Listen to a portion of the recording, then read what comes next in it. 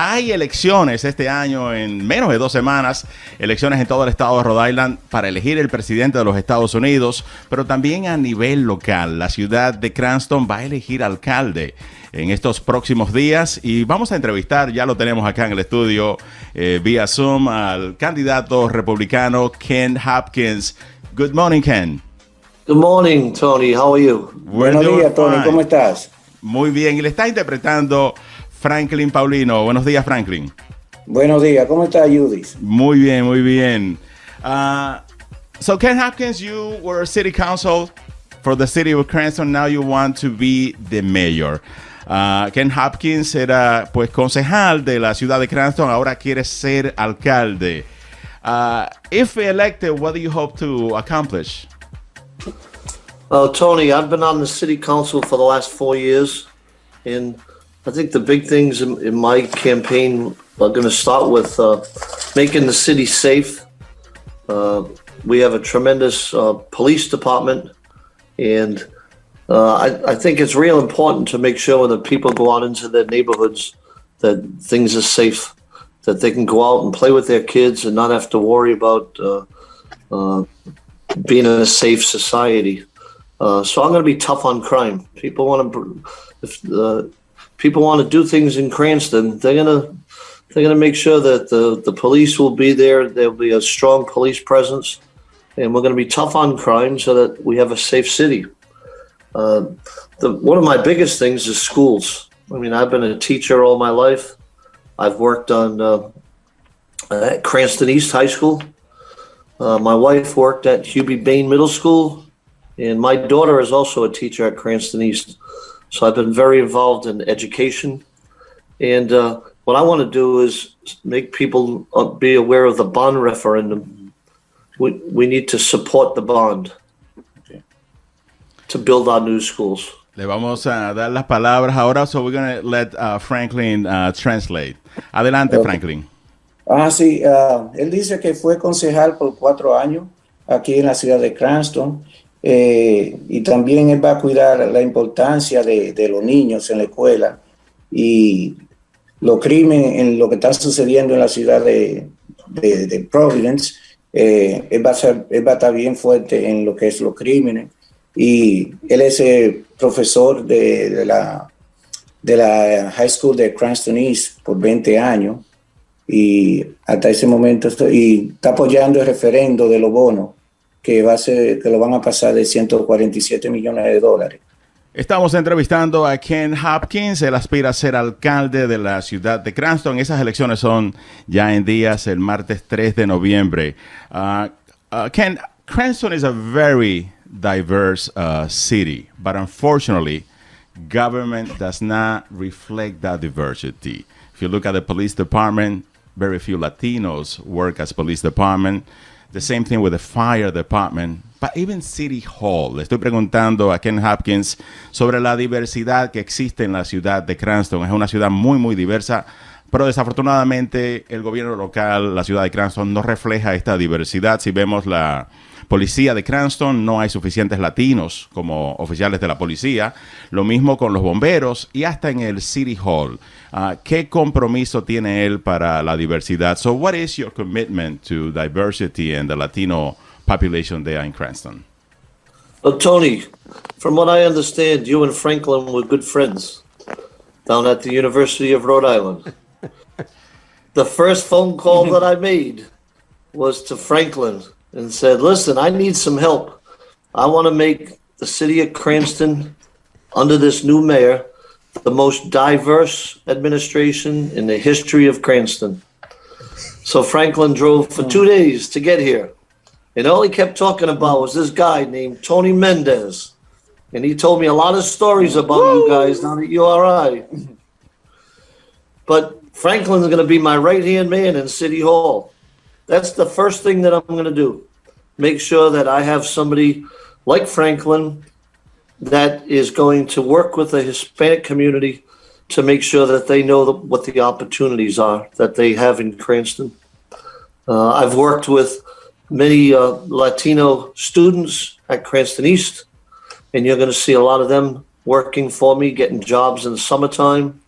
I'm going to show them the path on how they can go to be a fireman, to work in our city as a policeman. I work an awful lot with Hispanic young men that have played baseball for me at the college. I coached college baseball for 40 years. And most of the kids on my team came from Central, or I went with Franklin to the Dominican Republic to recruit players. His own son was from Florida, from Miami, that came up and played baseball for me. So I'm not going to do anything new. I'm going to do what I've always done, which is to continue to work with a diverse population. I've always done that my whole life. Ahora le damos la palabra a Franklin para que interprete las palabras al español del candidato a la alcaldía de Cranston, Ken Hopkins. Pues sí, él está hablando de la diversidad que necesitamos aquí en la ciudad de Cranston. Como ustedes pueden ver, no hay muchas personas que trabajen en el City Hall. Eso es algo que él va a hacer, principalmente conmigo. Yo voy a estar al lado de él, atendiendo los asuntos hispanos. Por ejemplo, tú te recuerdas cuando nosotros estábamos en la universidad, en esos tiempos. Él ha trabajado con muchos jóvenes de la Centra, de toda la escuela, que han ido a jugar pelota con él al CCRI porque era un coach. Y también estamos trabajando en ayudar a esos jóvenes a entrar a la academia de la policía y también de los bomberos. Eso es algo que él quiere hacer en su misión de alcalde. So you are the Republican candidate for the city of Cranston to be mayor. Le estoy diciendo a Ken Hopkins que él es el candidato republicano a ser alcalde en la ciudad de Cranston. El presidente Trump has been very, very tough on immigration. What will be your local policy on immigration in the city of Cranston? Le estoy preguntando a Ken Hopkins, aspirante a alcalde de la ciudad de Cranston, que es republicano, ¿cuál va a ser su política local en cuanto a inmigración en la ciudad de Cranston? And Tony, when I look back at my own grandfather, who came here as an immigrant from Ireland, he was faced with factories that had a sign in the window that said, "No Irish need apply." And my wife's family, same thing. They were from Italy. And it said, "No Italians need apply." And I've always been brought up to believe that immigration is the fabric of our country. That's what made us great. So what we have to do is welcome immigrants from all over the world into Cranston. As long as we follow the DACA and make sure that everything is done properly. I've worked with baseball players at the college that were afraid to do anything wrong because they were not documented. And that was always a concern for me. So I want to make sure that we welcome immigrants into Cranston, show them the proper way to get vetted so that they're citizens, because I know what my family went through when they came here. I've got a grandson right now, my grandson, JJ Ortega. He's Puerto Rican and Cuban. That's my blood. That's my family. And that's how I treat people. I love to go out and play baseball with him, but I don't look at him as being anything but an American. And I welcome him just like I would welcome you into my house. And that's the type of person that I am. I've always worked with that community, and I would continue to work with that community to make sure that Cranston is reflective of the type of people that we have. Franklin Paulino va a interpretar el español. Él dice que su abuelo y su abuela, ellos llegaron a los Estados Unidos, son irlandeses, y él recuerda que cuando trabajaban en la factoría, le decían ni italiano ni irlandés que iban a trabajar, y ellos trabajan en factoría. Él apoya el programa de DACA y es bienvenido a los Estados Unidos. Y él ha ayudado a muchos peloteros de los que estaban jóvenes, que eran inmigrantes, y lo tenía, ellos estaban asustados muchas veces porque eran inmigrantes.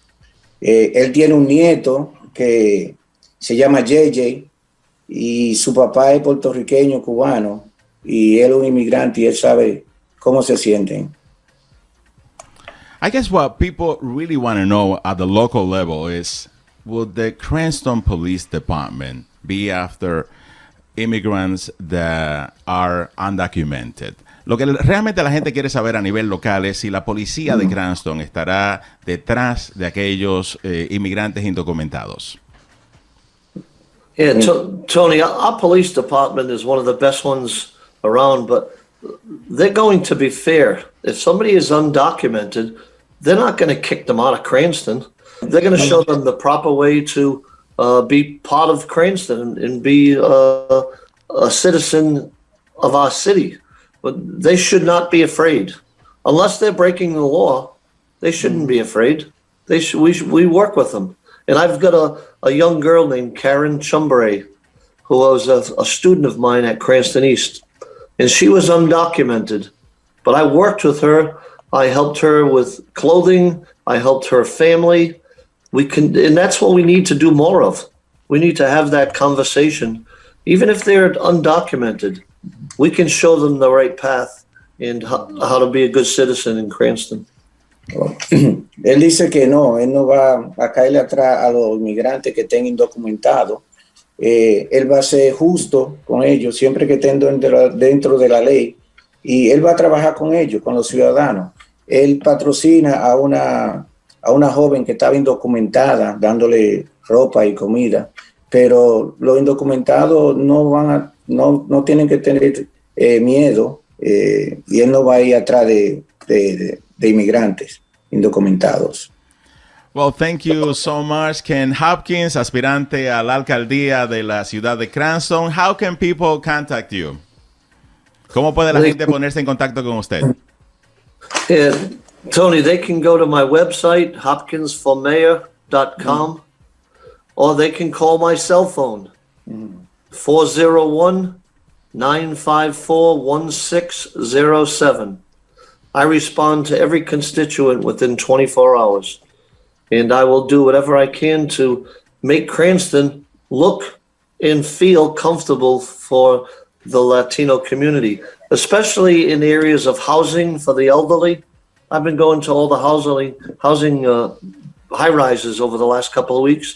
I don't see a big Hispanic population there, and we need to know that that's an opportunity to get our elderly population taken care of. Same thing in City Hall with our personnel office. We need to do a better job of improving our website so that people can go there and see it in Spanish as well as English, so that they know how they can find certain, get answers to some of the questions that they have, whether they're calling for the school department or whether they're calling City Hall. They have to have that in their own language as well. So I'm going to be working to improve that, and also activities for our kids. I sponsor a Little League baseball team in the Cranston East Little League called the Hopkins Shamrocks. And every player on that team last year was Hispanic, every single one. So I'm going to do things for not only the kids, but for the elderly, and give opportunities for the entire Latino community to work and be part of my administration. Franklin? Bueno, él dice que estamos trabajando primeramente con el website de él, que lo pueden llamar a su número de teléfono 401-954-1607.